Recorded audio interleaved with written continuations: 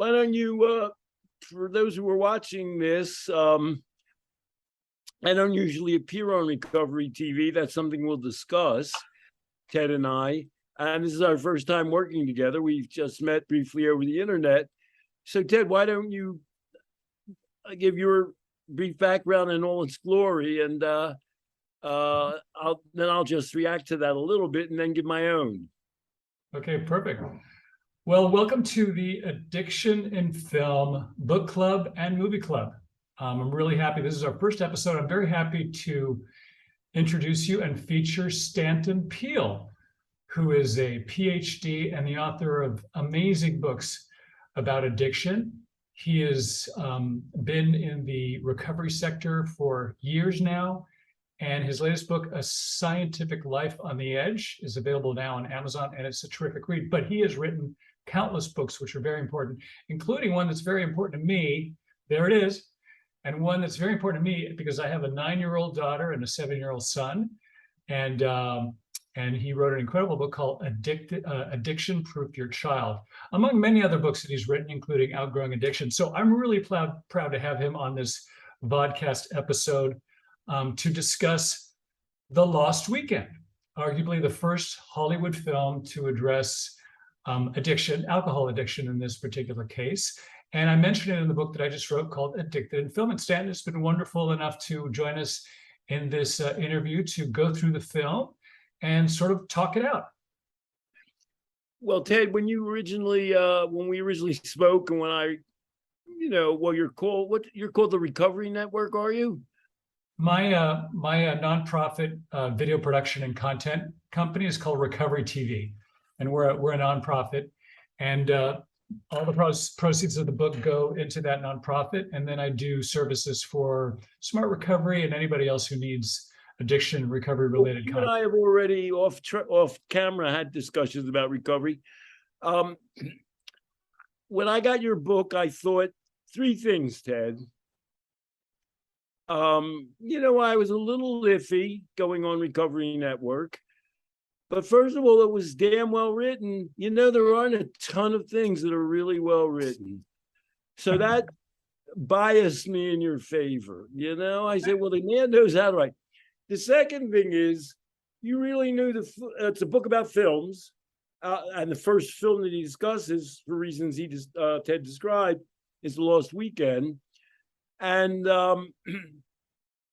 you really know the details of the films. You're not snowballing it. You're not rough casting it.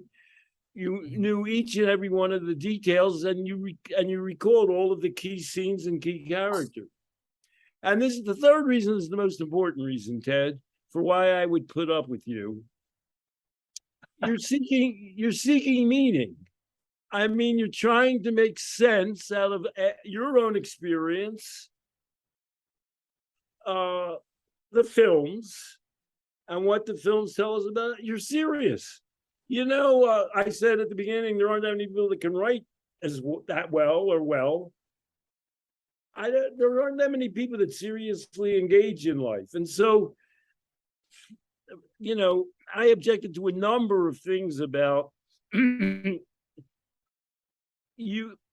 Like many people, you feel you're a bit of a rebel. And as always, I was just taken aback by how much you assumed everything that's already assumed. For example,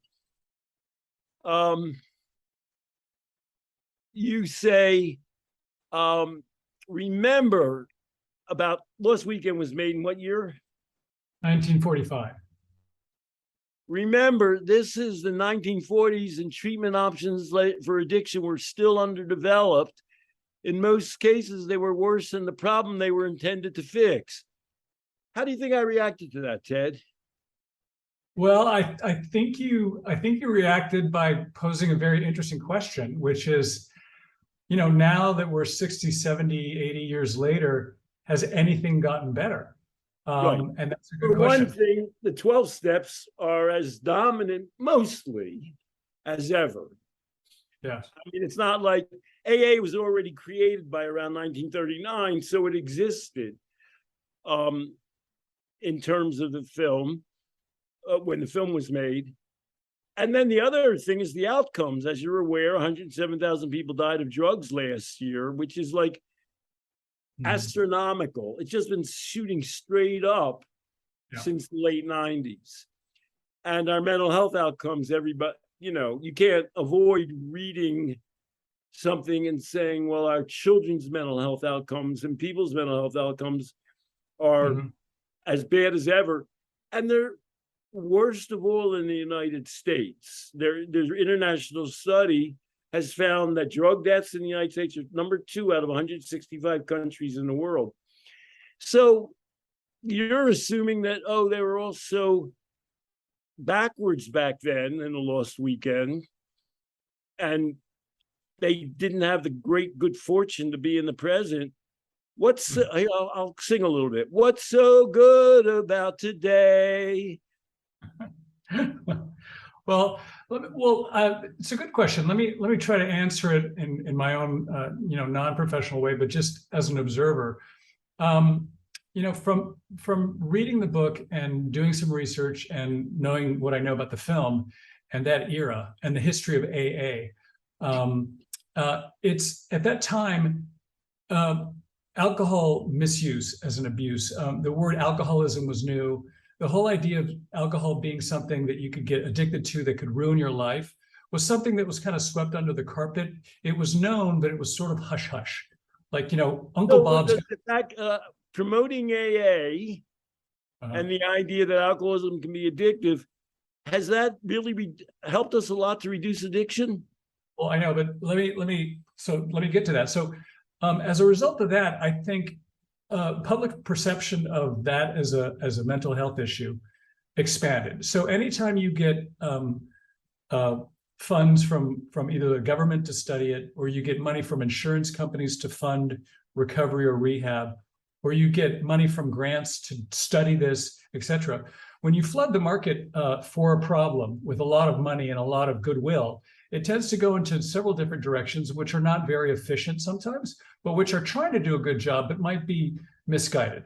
In some cases, you have the bad side of the equation, which is these rehab facilities, which are just garbage, that are really bad, and people recycle through them. And then on the other side, you have places like perhaps Betty Ford, which have more credibility. You have people questioning the veracity and the utility of the 12-step program versus the opposition that it has with like other more secular recovery options like Smart Recovery that I used. You have people like you that are debating the merits of addiction as a mental disease, as whether you can even label it a disease. And so in the midst of all that tumultuous back and forth, the frisson, as it were, of all these opposing points of view, it's not a surprise to me that that treatment for addiction has not progressed to a level that perhaps we could have envisioned would be possible at this time, given the statistics that you just cited. Well, let me give my version of the history of the world. AA was created in 1939, but in many ways, AA is a continuation of long-term American attitudes towards alcohol from temperance. Americans fear alcohol. There are AA chapters in every church in Greece and Italy and France. They drink freely. They don't spend all their time thinking about how bad wine is for them. Have you been to Southern Europe, Ted? Yeah, I lived there several years. I've been all over. You notice they had a different attitude towards alcohol? Oh, absolutely. It's part of life. And, I drank a lot when I lived in Spain and traveled through Italy and France and Greece, etc. But there was a sort of cultural, familial way of drinking, which was not binge drinking. It wasn't, possessive. It was just part of every meal. Now, I know a man who started the International Harm Reduction Association. He's an Irishman who lived in Northern England. And he moved to Rome. And he said this, and it astounded him. Even though he's like a harm reduction guy, I've never seen a drunken Italian. When I see a drunk in Rome, I know it's an American or maybe an Englishman. Right. Yeah. So, Ted, let's think about that. we're progressing by giving all of our attitudes about alcohol, how poisonous and uncontrollable it is, how it's the demon embodied. And, you know, anti-alcohol messages are broadcast to this day constantly. Sure. And is that really the most healthy relationship to have with alcohol? You saw in France and Italy and Greece an entirely different conception of alcohol, a way of relating to it in a family and a social context. Mhm. By the way, do you? I happen to know that you're an abstaining person, and you have a 7 and 9-year-old children. Are your children going to drink alcohol? I don't believe my son will, because he's on the autism spectrum, and he requires care, and I don't think anyone's ever going to give him alcohol or drugs. I hope not. But Now, wait, my daughter. Are you anticipating he might not be independently adult? Well, we're hoping that he will be. We're not sure yet. And then my he's only 7, but he's making great progress. He's just a sweet boy. And my daughter Quinn, you know, is in high school, and she is, you know, not obsessed, but she's concerned about her social standing and what she looks like, and she's starting to, you know, be interested in the world and boys and her social status. And Now, she's 9. How old is she? she's 9. Wow. Yeah, no, A lot going on at the age of 9. Would you expect her to drink in her lifetime? Well, I think everybody should drink in their lifetime, because it's there, and it's one thing that you can do that's part of life, fortunately or unfortunately. If she could be a person who has a glass of wine at dinner. That's my answer. You can just shut this off and say, you know, Stanton couldn't make it, I'm going to answer for him. That's exactly the way I think about it. Yeah. It's a great pleasure for many people. And you would hope it'll be a great pleasure for your daughter. You'll hope it'll be a plus in her life. You know, she'll have wine with some, you can imagine, we're going crazy, but she's already worried about her popularity. She'll be in a social group. They'll be sitting around. They'll be talking. Maybe she'll be at college. There'll be intellectuals. And they'll have some wine because, gosh, that's been happening a long time around the world. Let's go back to the Lost Weekend. Yeah. For people who don't know about the Lost Weekend, and one of the amazing things about it, it's the first film that you review or discuss in your book, and you identify somewhat with the Ray Milland character. Yeah.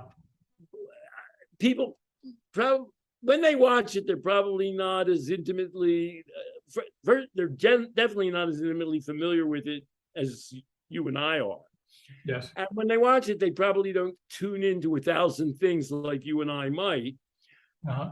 Ray Milland quits drinking without going to AA. He does. And AA people really, why does he quit drinking?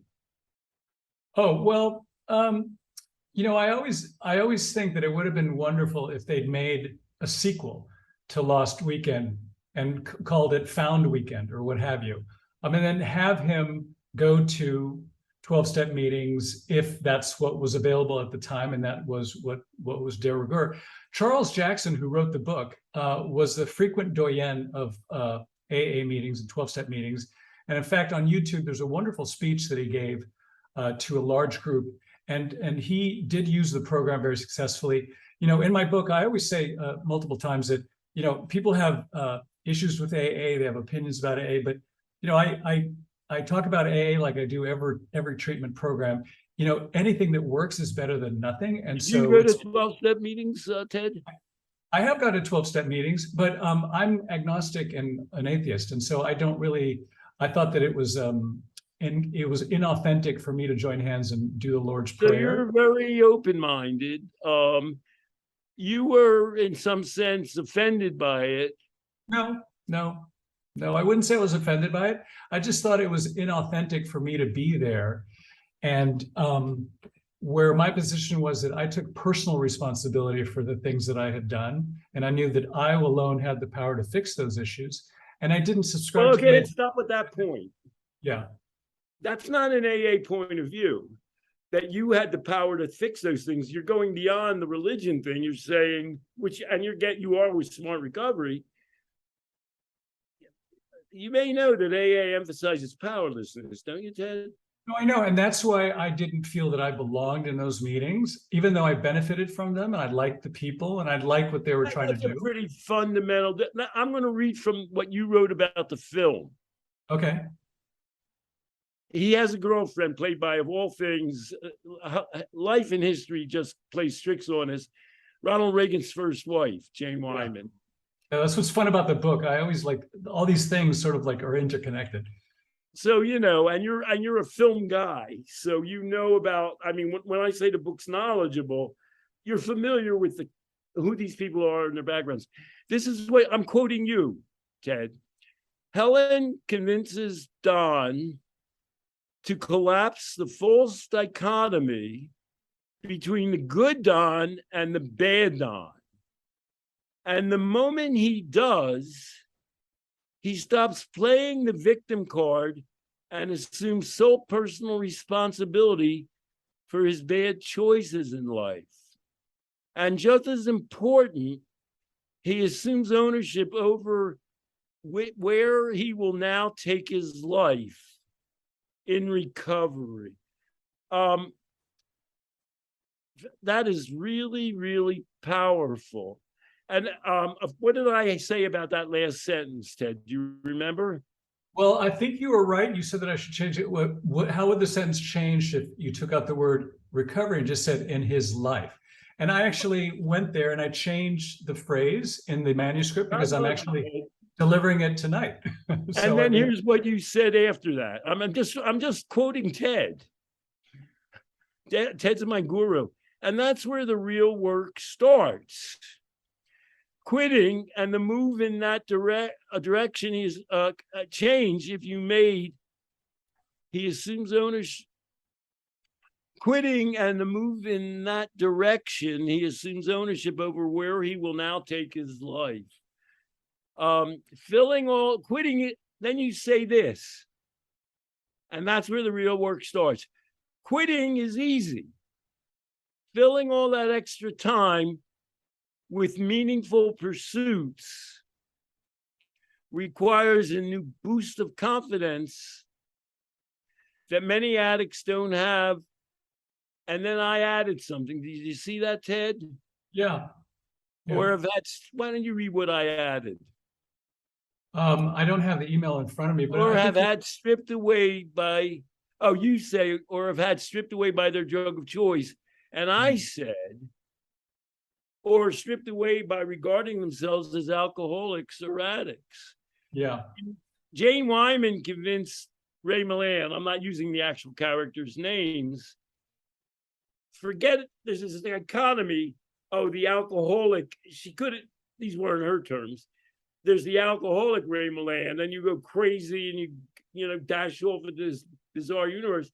And the other Ray Milland is a person who can be considerate towards me, can be a writer, can be other things. You've got to put those two things together. And when you do that, you'll be taking, that's not an AA message. I don't think if Jane Wyman got up and said that at an AA meeting, people would start clapping and saying, what a good point, do you? And take responsibility for your life. I don't think they. Yeah. Well, this is just my opinion.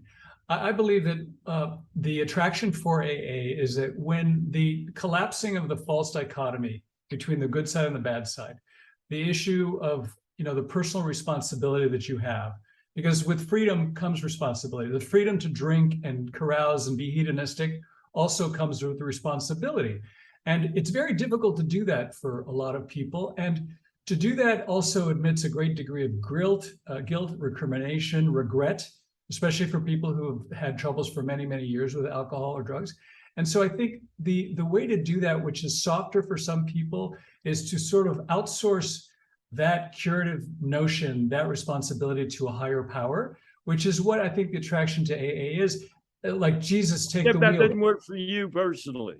Well, because I was ready and had the power within, and I thought that I needed the power. and I could exert the power to take responsibility for what I've done and also take responsibility over my own. Ultimately, would you say that you did do that? I did do that. So, and So, that's, Ted, what's great about you and what's bad about you is you're so damn open-minded that you describe the whole philosophy that you rejected in terms of your own life. You didn't reject, you're not going to go around burning down AA churches. no. They've got their life, you've got yours. Yeah. And you have a whole different way of viewing it that worked for you, and you work for smart recovery. So it's great that you can say such good things about AA. But are there any people, do you think, that AA, have you ever seen any people that AA and the disease model has had a bad impact on? Well, I host Smart Recovery meetings every week, and I've been doing that for several years now. And many of the people that, by the way, if you don't know about Smart Recovery, it's a wonderful organization. It's evidence-based, secular values, very much self-empowerment instead of, victimhood or disease model or anything. And I think most people, when they come to us, they come from AA meetings, and their primary complaint is basically what I enumerated, is that they don't necessarily feel that this higher power is going to be something that's going to help them. They want to be more in charge of their own recovery so that it sticks. And another thing that also rings true, and I hear this a lot, and it's something that I agree with because I think it can be very damaging, is this idea that 12-step tells you that without them, you're going to relapse inevitably. That's the only way it's going to go for you. You're an alcoholic. You always will be. You have a disease. And if you don't come to our meetings and go through our program and do these steps, you're going to wind up dead in the gutter, what have you. And that is statistically proven to not be true. And so people, when you get that, one example of that, Ted, somebody could go through this video, because you're a gifted filmmaker, and they could have you debate yourself.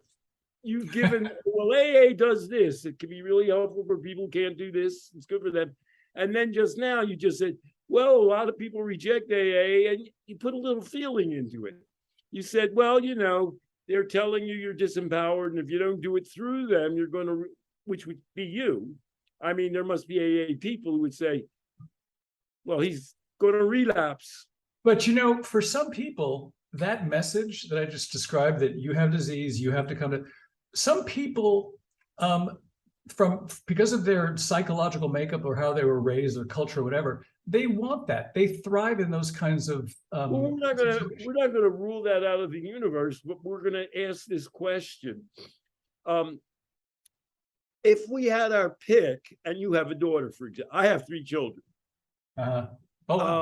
If you had your druthers, what kind of an outlook would you like your daughter to have? I have 3 children. And all of them are pretty powerful people. They're pretty self-directed people. They all have careers and relationships. I told you a story, Ted, already. I appear often or sometimes in panels with big recovery guys. But by the time they're on a panel with me, they're like the head of treatment at Hazleton. You know what I mean? They didn't walk off the street from an AA meeting. Right. So they're pretty stable, established human beings. And I always ask them the same question, as I said to you: how do your children drink? And everyone I've ever asked in those positions said, oh, they're moderate drinkers, or they can take it or leave it. And then I said, well, how did that happen? Because they've just told a story about how their grandmother and their father was an alcoholic and they were abused. And then they'll often make a bad joke like, oh, I said I'd beat them to within an inch of their life and then I say, what? If they drank, or if they drank and behaved badly? Because already you're telling me, and I believe this is true, that you didn't come down on them like a ton of bricks and say, your mother, me, your grandma, we're all alcoholics. If you ever touched alcohol, you're going to be, not one of those people was dumb enough to have given that message to their children. And I think the message that they all gave, more or less, is the kind of message that you described. They want their children to be in charge of their own lives. They want them to be positively motivated to be connected to things. so that they'll have a way to progress forward. I want to, you've talked about your program. I have an online program called the Life Process Program. Yeah. What's the Life Process Program about? What's the approach it takes? Oh, you're asking me? Yeah. I pulled up your website, but you know what? I unfortunately I didn't study Well, it let's as well. just guess. Life process referred to. I'm assuming it's a way for people who have had drug or alcohol issues to quit, then do it naturally on their own, and then find meaningful pursuits intellectually, culturally, socially, even perhaps even spiritually, that help them fill the time and also create meaning in their lives. Ted, that one sentence was both horrible and great. That ending was perfect. And the beginning was quit. My program, by the way, I understand that Smart Recovery is a harm reduction program. It is, yes. So that quitting thing you're throwing in on your own. You're allowed to, but that's not. The other thing that you got wrong, and I know the book that Tom Horvath has written.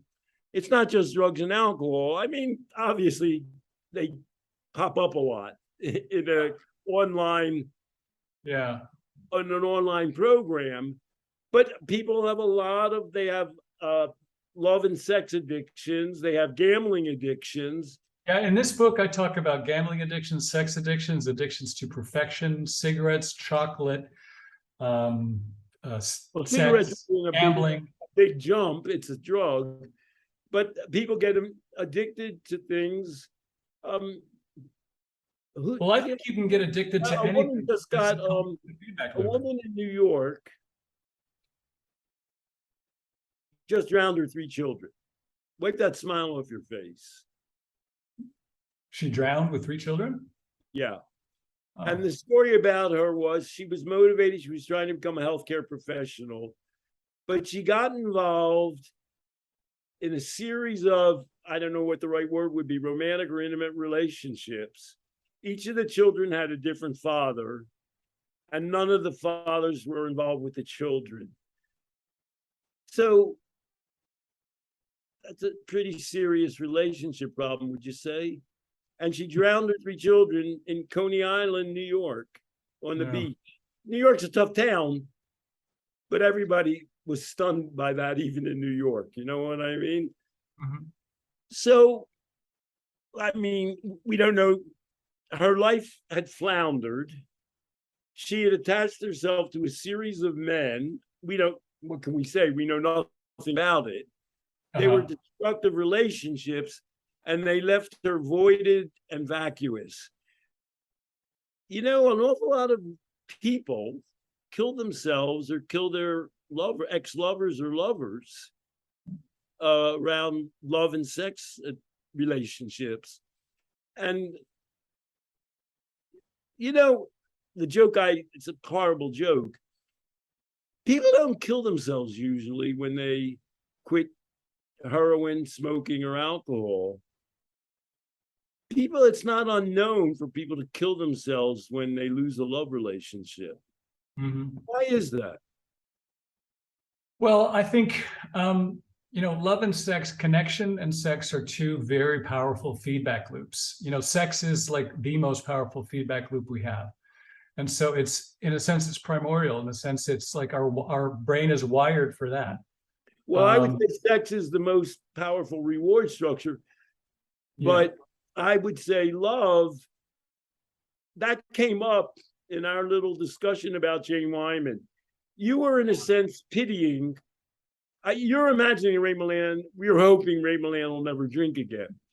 And you describe him as being an alcoholic, as that being a really sad thing. And then you describe something. Jane Wyman says, "I'd rather have you drinking and alive." Do you remember that? Yeah. And what did I say about that sentence? You said, I don't have it in front of me. I should have pulled up your emails. No, tell me what that sentence is the definition of what? Co-enabling or codependency. That's what you call it. You give it a totally negative meaning. It's Yes. an example of harm reduction. It's where people say, some people are taking drugs. I'm giving a broader picture of harm reduction. It's not like controlled drinking or this and that. Some people are taking drugs or drinking, whether healthfully or unhealthily, because it's their only way to keep a relationship with the world and people in life going. It's so harm reduction, and what harm reduction says is we don't ban them from our meetings or from life because that's true. We say, okay, and Jane Wyman doesn't ban him from her life, and you call that enabling. However, in the sentence that I read from your chapter, she bridges from that to allow him to progress outside of his alcoholism. Love can help do that. And we talked about love addiction. You know, I wrote a book called Love and Addiction, which Tom kindly said changed the way everybody thought about addiction. Right. A love addiction is where people tear each other down. In other words, that woman with the 3 different fathers, those weren't positive relationships. The men that she was involved with didn't say, oh, why don't you get your nursing degree? You know what I mean? And then you'll have a better relationship to life. Yeah. They didn't care about her. If anything, they maybe wanted to destroy her life. We don't know. Jane Wyman wanted the Ray Milland character to succeed in life. Yes. We would call that love. And it worked. Let's get back to the life process program. You gave a very good definition of it, where you work on the different parts of your life to strengthen, which you describe in the chapter. Okay, I read from what you said, well, quitting is easy. Building a life, takes work. Yeah. The life process program is about the building your life part. So, Ted, that's what the life process program does. It says people have quit drinking. That, I'm not going to say that's nothing, but that's not what it's about. And I don't use the word recovery for this reason. And we had a discussion, and I thought agreed with me. Recovery is sort of defining your life around the negative. Yeah, I know. Recovering from. And what you and I said is, well, why don't we build a positive life? You, in your case, with your work, with your children, with your work, film work, with your work with smart recovery, you're trying to lead a respectful, meaningful, writing your book, positive life, where you have linked, what do you call it? A big tent movie what's the word that you use? A tentpole movie? Tentpole movies, yeah. You want to have some tentpoles in your life. Yeah. Your children, your movie work, your work for smart recovery, where you're helping other people. Those are the things those are the kinds of, the life process program is a purpose-driven program. And what I dislike about, I never use the word recovery, is it's asked backwards. It's sort of saying, well, I'm looking behind me, all the regrets I have to recover from them, to looking in front of you saying, I have these values and these interests and these abilities and these skills, and I want to manifest them and develop them. That is. And would you say that's what you've done in your own life? I have. I don't really consider myself to be in recovery anymore. But I can't really say that I'm cured of my alcohol addiction, because I could relapse tomorrow. There's just no telling. I'm pretty sure I won't. Let me ask you that, Ted. You have a 7-year-old son who, it sounds like he requires your assistance. Yes. And you have a 9-year-old daughter. If you had a drink tomorrow, do you think you'd go crazy like the Lost Weekend, like Ray Milland, and abandon your 2 children? In my case, I'm not even going to let you answer that. That's the most ridiculous thing I ever heard, Ted. So here you are undercutting yourself. You're saying, oh, I could relapse tomorrow. You could relapse tomorrow and abandon your 2 children. Really? Are you going to say that about yourself, Ted? I can say that about myself because I know myself well enough to know that if I do return to drinking, I will lose my children. Things will go badly because I know that for a fact. Well, you're convinced that you just said you don't like the recovery concept. You're convinced by the central concept of recovery, which is different than the life process program. I can't say whether it's different from smart recovery. We'd have to have a discussion about that. Well, I mean, the fact that it's harm reduction. I think with the point that you're trying to make, if I can interject, I think in my particular case, I'm very clear that I know what the outcomes will be. But I think the point that you're trying to make by asking that question is like, are you absolutely sure that that is what's definitely going to happen? And that's unfortunately what AA and 12-step and a lot of other programs tell people what will happen. You will inevitably go downhill and die. But that is not what is always going to happen. So a lot of people return to no drinking or normal life. A lot of people return to some drinking. A lot of people just get their shit together and go back to social drinking or family drinking, whatever it is. In my particular case, I'm different than those people. I know that because of my repeat. What makes you different than them? Why are you different than them? Well, because I think because of my repeated experience with relapse and then trying to drink like a quote normal person, I realize that it's leading in the same. How long ago was it that you had a drink? Oh, many years, like over 2 years. Over 2 years. Uh-huh. So you have drunk while you've had children, and oh yeah. What was the result of how you dealt with your children? Well, just not being present. It's not an optimal experience. You make it, I mean, it certainly makes you feel like you're having a great time with them and you're relaxed, but it's not being authentic. That's one of the main reasons that I quit drinking, is that I just didn't feel like I was like the best version of myself, and people were telling me that I wasn't the best version of myself. Like many times. So you drink while you were in the presence of your children? Yes. Well, most people do.